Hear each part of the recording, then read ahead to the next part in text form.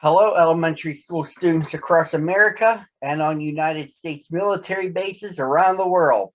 It's time once again for Michael T. Mondak Reads with yours truly, the eponymous Michael T. Mondak, back with you on a Thursday. And as I always do, at the same time every day, come to you virtually to read one picture book to you, your parents, and your teachers. But I can't do it without a little teaser as to what I'll be reading. Here it is for this Thursday. Let's say you grow up with someone from another mother, and you become quick friends. Then their parents teach them to hate others, including you. Then you become enemies. But then you start to think of yourselves as friends once again. So you teach them not to be an enemy, and then you make up. Well, Todd, a fox, became friends with a hound named Copper. Then they became enemies, and toward the end, become friends once again. It's a storyline that Walt Disney created in a book titled The Fox and the Hound. It's going to be long, so please bear with me. I hope you'll stay with us for the next 15, 20, or maybe even a half hour. Let's go. One early spring morning, Big Mama the Owl, who had been up all night hunting, was about to fall asleep when something caught her eye. It was a she-fox carrying a little cub in her mouth. The vixen quickly went up to the fence of a nearby farm and gently put her cub on the ground. "Oh my goodness, she left her cub behind," cried Big Mama as she watched the vixen run away. "Maybe she wants to save her baby from the hunters I heard in the forest last night. Poor little thing." Big Mama had a very kind heart. She flew down from her branch to look at the cub. The tiny little ball of fur was shaking with fear. "Don't be afraid, little one," she whispered. "I'll think of something." Big Mama was very wise. She would soon come up with an idea. Just then, two shotgun blasts went off in the distance. The little fox started to whimper. "Woo, hoo, hoo, woo, woo," called Big Mama urgently. Her friends Dinky the Sparrow and Boomer the Woodpecker flew over to the fence. "Who is this?" asked Boomer, pointing at the little fox. "Why isn't he with his parents?" asked Dinky. Big Mama quickly explained what she had seen. "Did you hear those shots just now? This little fox is an orphan, and we have to find him a home before something happens to him." "Who lives in that farm over there?" asked Big Mama, who had an idea. "A very kind elderly widow," said Dinky. "Her name is Mrs. Tweed, and she always feeds me in the winter." "But will she want a baby fox?" objected Boomer. "How will we bring him to her anyhow?" Did you see that laundry drying up in the sun? I am sure Mrs. Tweed would come down to this end of the field to pick up something as if it had blown away," said Big Mama. "Follow me." The three birds flew over to the laundry line and picked some linen off it. They flew back and wrapped the cub in the linen. They went to the nearby tree and waited. Mrs. Tweed soon came out of the house to get her laundry.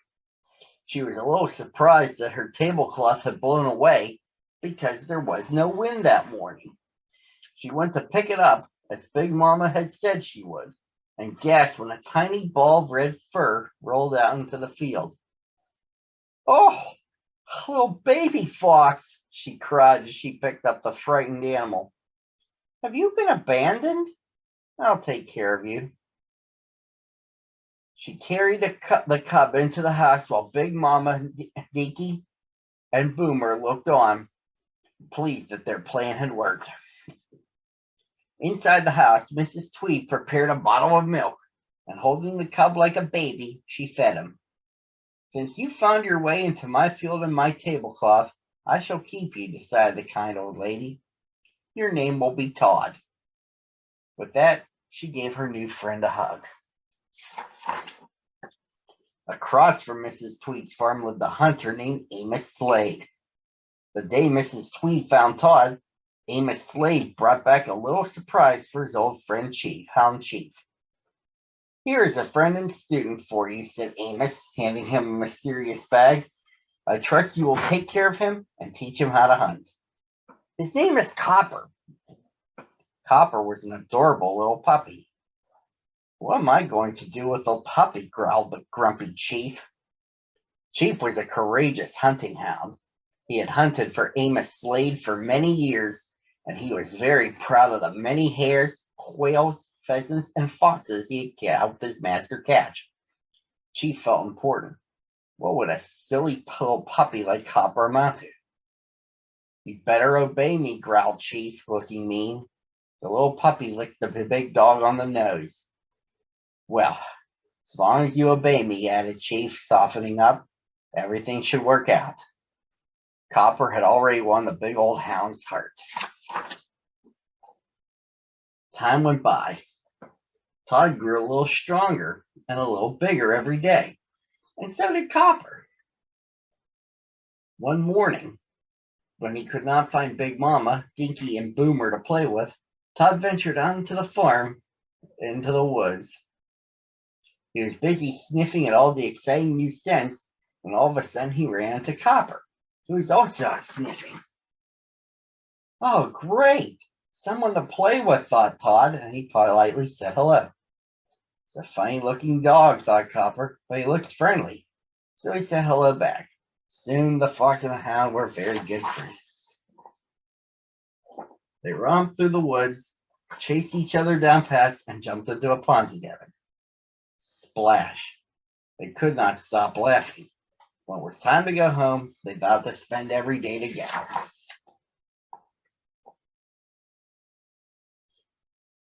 Every day, they met and played in the woods. But one morning, Copper was not there. Todd decided to go look for him at Amos's house. He found his friend tied to a doghouse made from a barrel. He was very surprised. Mrs. Tweed never tied him up. Todd was even more surprised to find another dog, a lot bigger than Copper, sleeping in a second barrel, also tied up. Is this Chief? He asked his friend who had told him about his older companion. Must be a very kind daddy. Todd added, a little envious. He stepped up to Chief and gave him a friendly hug. But the old hound, recognizing the sound of his enemy, the fox, woke up growling. Todd stepped back, confused. Why wouldn't Chief like him? Before Copper could warn his friend, Chief leapt towards Todd. The frightened little fox ran away, but Chief, furious, chased him through the yard, dragging his barrel with him and barking madly. The hens clucked and fluttered in all directions as Todd wove his way through them. What a racket! Amos came out of his house with his gun. He fired a shot, thinking Todd wanted to steal one of his chickens. The little fox was running away as fast as he could. Todd leapt over the fence and tore up the road, just as Mrs. Tweed drove by, taking her milk to sell at the market. He jumped into the back of her truck and hid in between the milk containers. When Mrs. Tweed and Todd returned from the market, an angry Amos was waiting for them at the door. I don't want your wicked fox near my hens, do you understand? He shouted at Mrs. Tweed. Next time I'll shoot him. Don't you dare shoot my fox, Mr. Slade. He's a well-behaved pet and he wouldn't go near your chickens. I'll bet you scared him, she replied firmly. Now get off my property, she ordered. Mrs. Tweed did not know what happened to Todd, but she could tell from his frightened, innocent look that he had not done anything wrong. Amos meant what he said, though, thought the old lady. I'd better keep Todd inside the house, or that mean hunter may hurt him. So she kept Todd inside the house with her and took him out for walks every day. Todd was soon very bored. He missed the fresh air and the fun he always had with Big Mama, Dinky, and Boomer. He also missed Copper and often wondered how his friend was. One morning, Todd said to himself, I am bigger and stronger. Nothing will happen to me. I'll sneak out of the house and see Copper. He went from window to window until he found one ajar. He squeezed out through the opening and headed straight through the woods to Amos's house. What a wonderful morning, he sang, skipping up the path. Can't wait to see Copper. Maybe we can play together. He had not forgotten about the mean chief, so when he got to Copper's house, he carefully looked around for his friend. But there was no one there. Todd heard a loud bang and an engine start. There were Amos, Chief, and Copper in the car driving away. Chief sat proudly in the front seat by his master, but Copper did not seem pleased in the back. Chief, explain to that lazy dog that we are going to teach him to hunt, shouted the hunter. Chief growled in Copper's direction. Todd watched them leave. They were going to hunt, but what did that mean? Were they going to chase some poor animal who had not hurt them? Copper would never do that, thought Todd. He is a good dog. He was sad to see his friend go. He ran over to Big Mama, explained to her what he had seen. What will happen to Copper? He asked her. Copper will be just fine, she told him. He will learn to track for Amos. Amos is a hunter. During the hunting season, he catches animals for food and for their furs. Copper will help him find the animals. But that's awful, Big Mama, said Todd as a shiver went down his spine. Don't worry, Todd. You will be all right with Mrs. Tweed, said the owl reassuringly, and she gave him a hug. Days flew by and winter came. Todd was lonely and missed his friend Copper very much. Every day, he looked out the window hoping to see him. Then one day he saw big white feathers falling from the sky. That's snow, explained Mrs. Tweed. Soon a white mantle covered the countryside. It was cold outside. Dinky and Boomer huddled under the scarecrow's hat, which no longer frightened them. Big Mama was sleeping in a tree trunk. Everything was very quiet. Todd is lucky, said Dinky to Boomer. He must be so warm inside. Oh, it's cold out here, agreed the woodpecker. Meanwhile, high up in the mountains, Copper was learning how to track under Chief's supervision. He had grown a lot and was as big as Chief.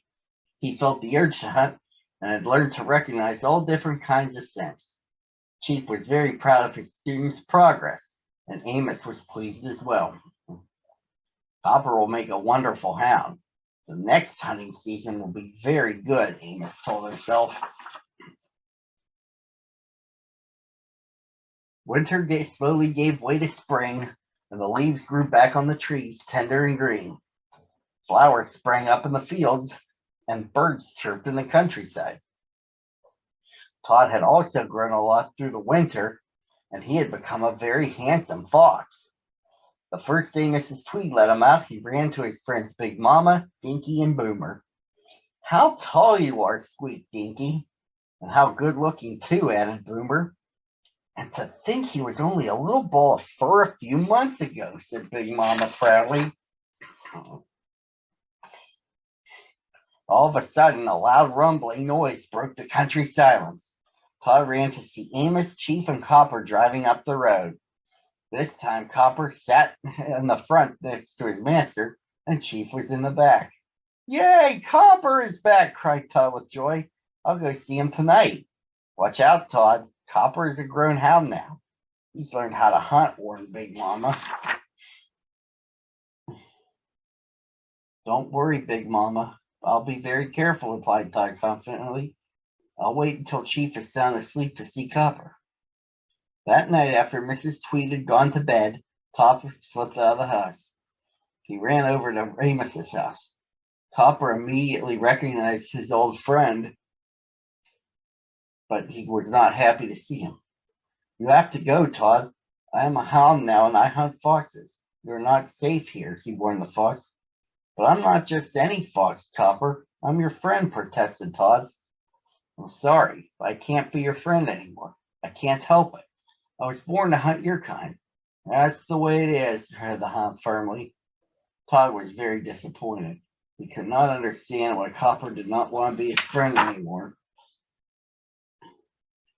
A howl stopped him short in his thoughts. Chief had awakened, smelling the fox. The old hound started to bark, pulling at his chain to free himself. Todd leapt away and started to run. He remembered only too well how Chief had chased him before. Then 3 gunshots went off in the night. Todd panicked.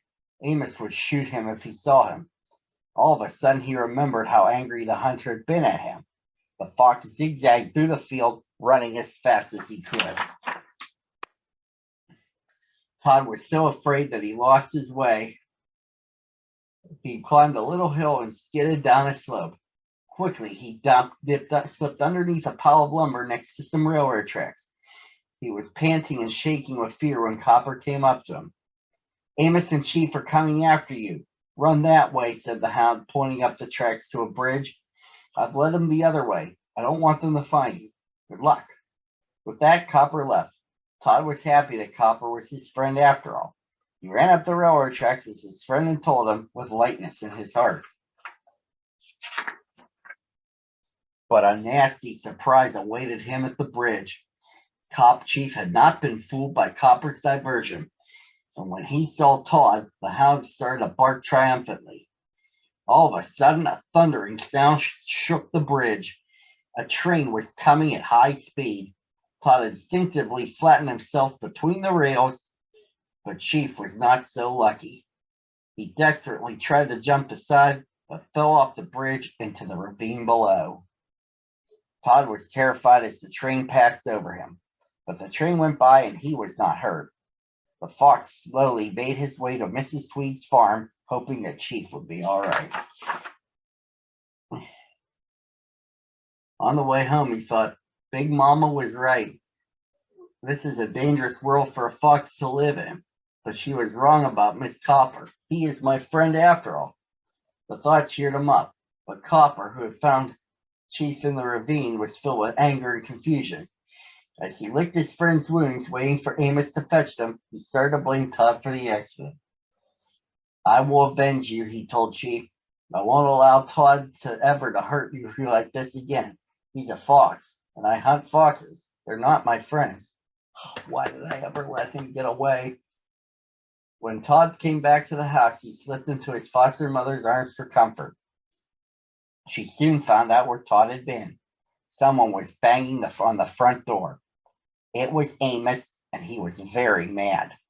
Your stupid fox almost got my hound killed, he screamed, shaking his fist. You have no right keeping a mean and wild animal in your home.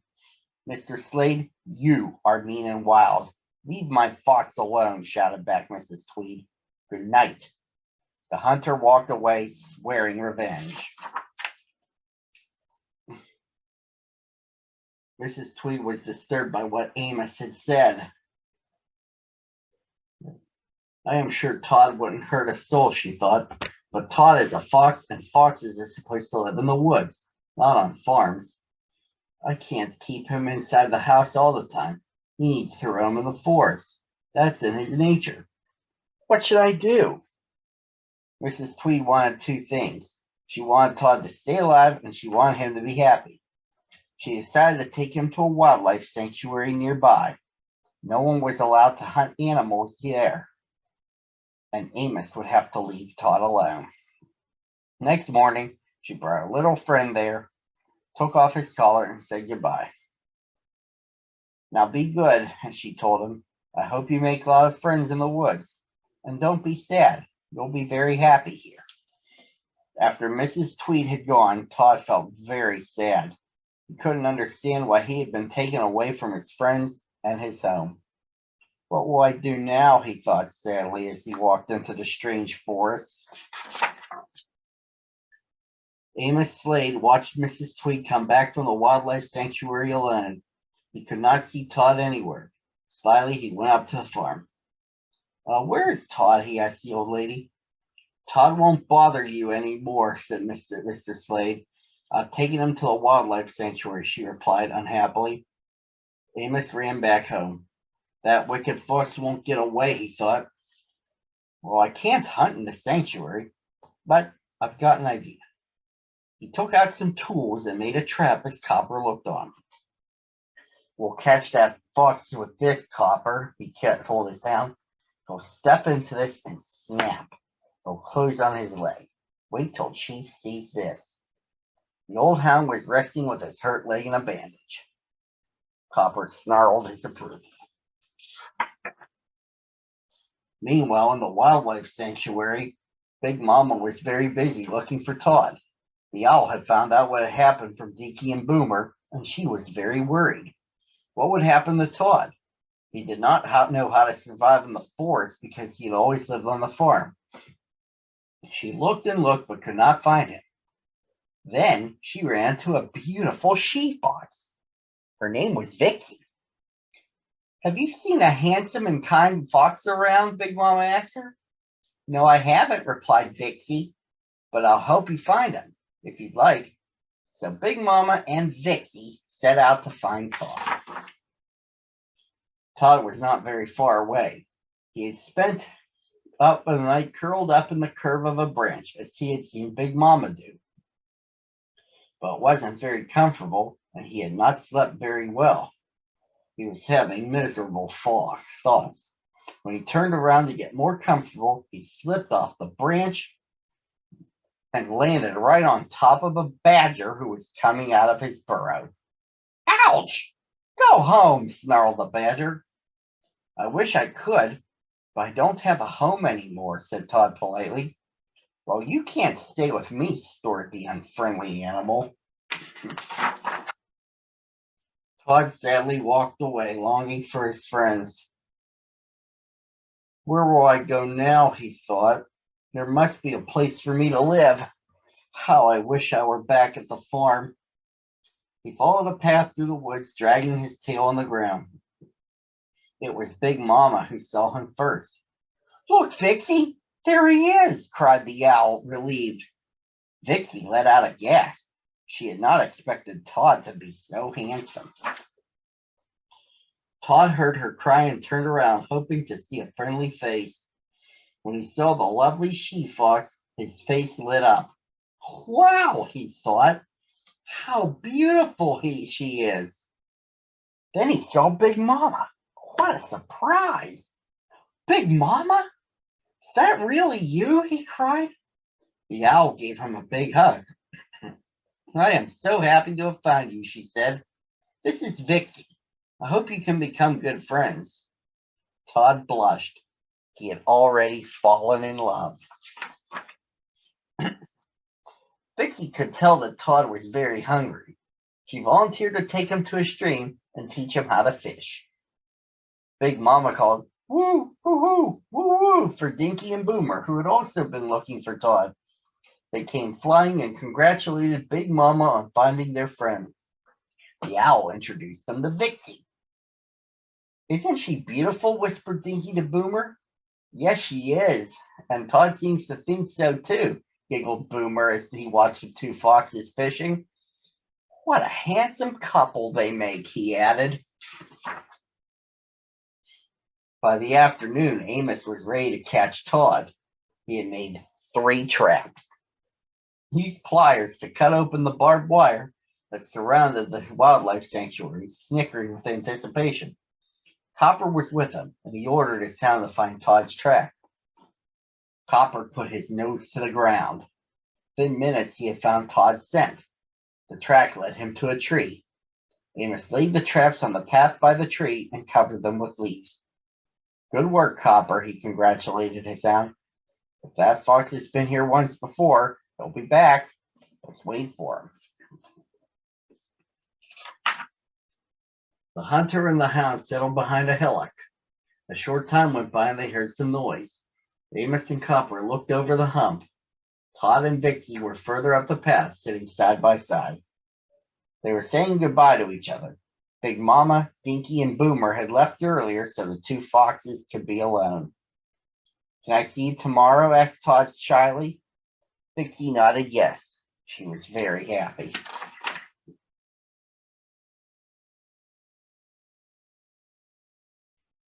Todd kissed Vixie goodbye and strolled back to his tree. A shiny object in the grass caught his eye. He pushed a pebble at it. The steel jaws of one of Amos's traps snapped shut. Todd jumped back in fear. At that moment, Amos stood up. He was furious that Todd had outwitted him. He raised his gun to shoot, but Todd ran back up the path after Vixie, setting off Amos's other two traps. Todd soon caught up with Vixie and quickly explained to her what had happened. Follow me. I'll take you to my burrow. We'll be safe there, she said, and started to run. Todd followed her through the woods and slipped into the opening to her burrow after her. But Amos had sent Copper after them, and the hound saw them disappear into the ground. Todd had never been in a burrow before. This is big, he said to Vixie. I hope to raise a family here one day, she explained shyly. Todd blushed. Maybe they could have a family together. He forgot about Amos and Copper and said, that would be wonderful. Just then a strange smell crept into the burrow. What's that smell? Asked Todd. Sort of smells like Mrs. Tweed's kitchen. Smoke! Cried Vixie in alarm. It's smoke! They found us! Todd did not understand. When a hunter finds a burrow, explained Vixie quickly, he lights a fire at one opening. He knows the smoke will drive us out of the burrow to the back exit, or we will die. We're trapped. Our only chance is to jump through the fire because Amos will be waiting for us at the other exit. Todd and Vixie courageously jumped out of the burrow through the fire. Vixie was right. Amos was waiting at the other exit, which Copper had found. The two foxes ran up the mountainside along the river to the safety of the woods. But Copper spotted them, and Amos, more than ever determined to get them, ordered his hound to chase them. Copper led the chase, barking madly. He put everything into keeping up with the foxes, and Amos followed, proud of his hound's determination. Todd and Vixie ran for their lives and plunged ahead, jumping over rocks and weaving through the trees. Todd could not understand why his old friend was chasing after them. What would happen to them? Guess what? Luck was on their side. They leapt across the river from stone to stone and darted through a meadow. Copper and Amos soon followed, but they ran straight into a huge grizzly bear who was foraging in the field. The bear had not seen many humans before and was angry at the intrusion. With a great roar, he raised himself on his hind legs and towered over the hunter. Amos dropped his gun and let out a scream of pain. Bears are dangerous when they have been disturbed, and Amos was afraid. As he started to run away, he stepped into an old trap long forgotten on the ground. The trap closed on his foot with a loud snap. Amos screamed with pain and fell to the ground. The bear started to move closer, furious that the intruders were not leaving his territory.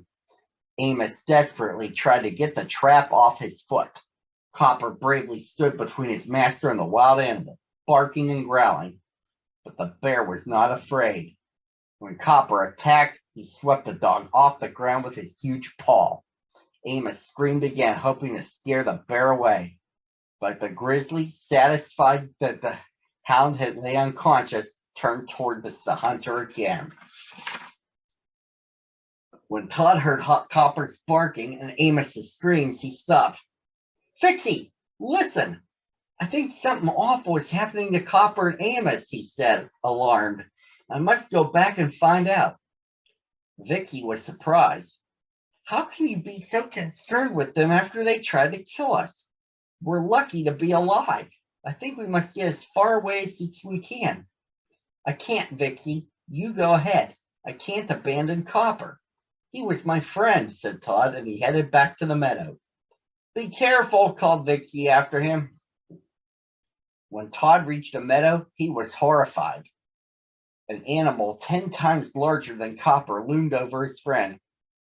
Copper was trying to get back on his feet, but he was still stunned by the bear's blow. Amos lay on the ground in pain. Todd watched a huge beast move heavily towards his friend and quickly thought, the only way I can help is if I take advantage of my speed and size. Todd darted in front of the bear, who then stopped short, trying to figure out what he could cross his path. The fox spun around and jumped on the animal's back and bit his ear. The bear roared, but before he could shake off his attacker, Todd was nipping at his ankles. Amos couldn't believe his eyes. The bear was raving mad now, and when he saw the little red fox ahead, he took off after him. Todd led him away from Copper and Amos towards the river. At the river, Todd stepped onto an old tree trunk reaching over the turbulent rapids. The bear followed him out over the water, convinced he had cornered his prey. But the trunk, rotted by age and the water, gave way with a terrifying crack.